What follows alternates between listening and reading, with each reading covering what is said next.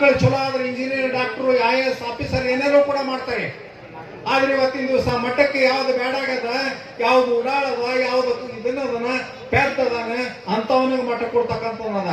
ಆದ್ರೆ ಇವತ್ತ ಪರಮ ಪೂಜ್ಯರನ್ನ ಇವತ್ತಿನ ದಿವಸ ಮಠಕ್ಕೆ ಕೊಟ್ಟಾರಪ್ಪ ಅಂದ್ರ ಪರಮ ಪೂಜ್ಯ ಡಾಕ್ಟರ್ ಚಂದ್ರಶೇಖರ ಗುರುವರ್ಯರು ಮಠಕ್ಕೆ ಮಾಡಿಕೊಂಡ್ರಂದ್ರ ಇವತ್ತ 10 ನಯ ಪೈಸದ ಒಂದು ಕಾಯಿಪಲ್ಯ ನಾವು ತರಬೇಕಾದ್ರೂ ಮಂಗಡಿಯಿಂದ ವಿಚಾರ ಮಾಡ್ತೀವಿ. ಚಲೋ ಅದ ಹೆಂಗ, ಕೊಳತದ ಹೆಂಗ, ಏನದ ಕಂಡೀಷನ್ ಅಂತ ವಿಚಾರ ಮಾಡ್ತೀವಿ. ಇವತ್ತ ಮಠದ ಕಂಡೀಷನ್ ಇವತ್ತ ಗುರುವರ್ಯರು ಎಷ್ಟೊಂದು ಪರಿಶ್ರಮ ಪಟ್ಟು ತಮ್ಮ ಬೆವರ ಸುರಿಸಿ ಭಕ್ತ ಸಮೂಹವನ್ನು ಕಟ್ಟಿ ಮಠವನ್ನ ನಿರ್ಮಾಣ ಮಾಡಿದರಲ್ಲ, ಮಠವನ್ನ ಕಟ್ಟಿದರಲ್ಲ.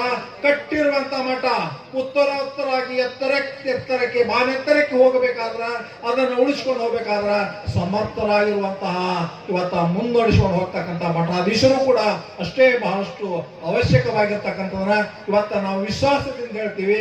ಇವತ್ತ ಅವ್ರ ಮಠಕ್ಕೆ ನನಗೆ ಯಾವತ್ತೂ ಕೂಡ ಸಂಪರ್ಕ. ಕೆಲವರು ಮಠಕ್ಕೆ ಆಗ್ಬೇಕಾದ್ರೆ ನಮಗೆ AC ಕಾರ್ ಬೇಕು, ಮಠದೊಳಗೆ AC ಅದೇನು ಏನದೇನಂತ ಕೇಳಿ ಬರೋರು ಆಗ್ತಾರೆ. ನನಗೆ ಮಠದ ಆಸ್ತಿ ಹೆಸರು ಮಾಡ್ರಿ ಅಂತ ಬರೋರ್ತಾರೆ.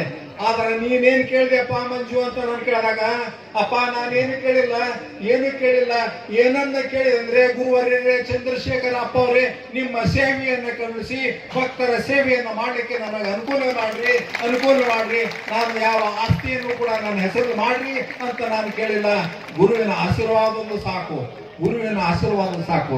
ಪರಮ ಪೂಜ್ಯ ಗುರುವರೆಗೂ ಪರಮ ಪೂಜ್ಯ ಇವತ್ತಿನ ದಿವಸ ನಮ್ಮ ಕಾಶಿ ಜಗದ್ಗುರು, ನಮ್ಮ ಶ್ರೀಶೈಲ ಗುರುವರ್ಯರು ಎಂತಹ ದೊಡ್ಡ ಮನಸ್ಸಿನ ಗುರುವರ್ಯರು, ಎಂತಹ ದೊಡ್ಡ ಮನುಷ್ಯನ ಗುರುವರು.